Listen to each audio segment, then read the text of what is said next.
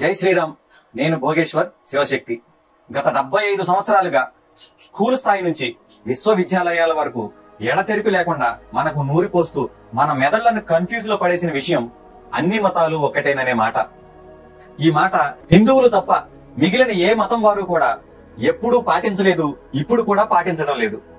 అసలు హిందూ ధర్మానికి ఇతర మతాలకు ఏమిటి తేడా అనే విషయం పైన మనకు ఒక అవగాహన వస్తే గాని అన్ని మతాలు ఒకటే అనేటువంటి ఆలోచన లేదా ఈ దుష్ప్రచారం నిజమా కాదా అనేది తెలుస్తుంది.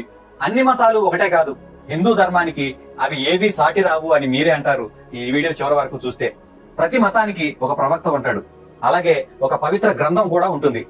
ఆ ప్రవక్తకి పైన ఒక దేవుడు కూడా ఉంటాడు. కానీ హిందూ ధర్మంలో అనేక గ్రంథాలు ఉన్నాయి.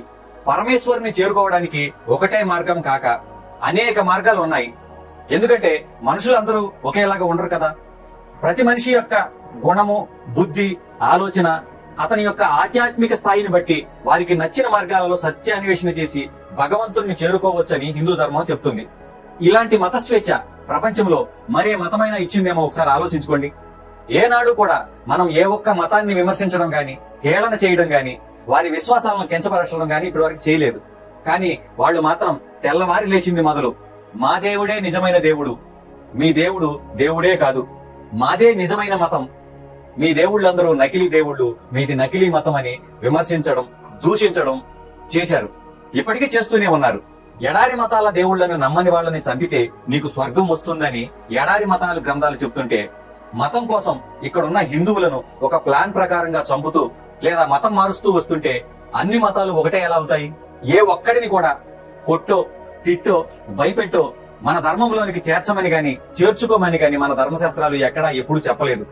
కానీ ఎడారి మతాల వారు మాత్రం కొట్టైనా, చంపైనా, చెరపట్టైనా సరే మతం మార్చమని వాళ్లకు ఒకే దేవుడైన ఈ నల్లట్ట పుస్తకం కడుపు నుంచి పుట్టిన పచ్చ పుస్తకమైన ఈ రెండూ చెప్తూ ఉన్నాయి.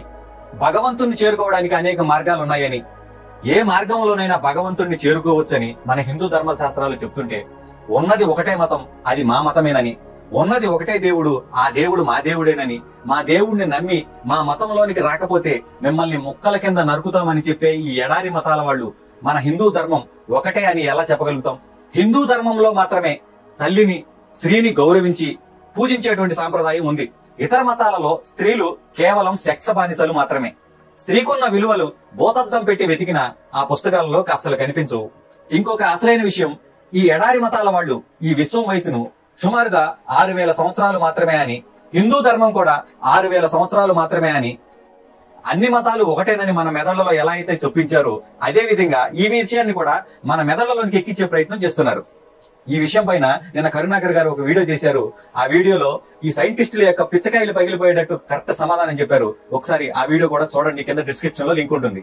20-30 లక్షల సంవత్సరాల క్రితం మానవ జాతి ఉందని సైన్స్ ఒక పక్క చెప్తుంటే, భూమి ఇంకా బల్లపరుపుగా ఉంది, అది సాపలాగా 4 స్తంభాలపై నిలబడి ఉందని నమ్మించే పద్ధతిలోనే ఇంకా ఈ ఎడారి మతాలు ఉండిపోయాయి. సృష్టి ఆరంభం నుంచి సనాతన ధర్మం ఉందని హిందూ గ్రంథాలు చెప్తున్నాయి. దాన్ని రోజు రోజుకి ఈ సైన్స్ బలోపేతం చేస్తూ వస్తుంది.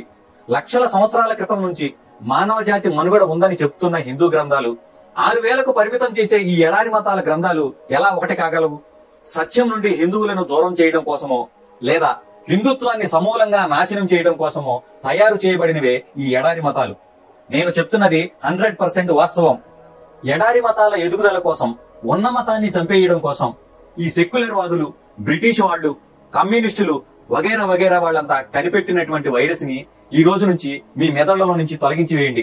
సృష్టి ఆరంభం నుంచి మనిషి మనుగడ, జీవన విలువలను నేర్పిన హిందూ ధర్మ వారసులుగా గర్వంగా రొమ్ము విరిచి నిలబడదాం. హిందూ ధర్మ వారసులమని సగర్వంగా చెప్పుకుందాం. జై హింద్, భారత్ మాతాకి జై.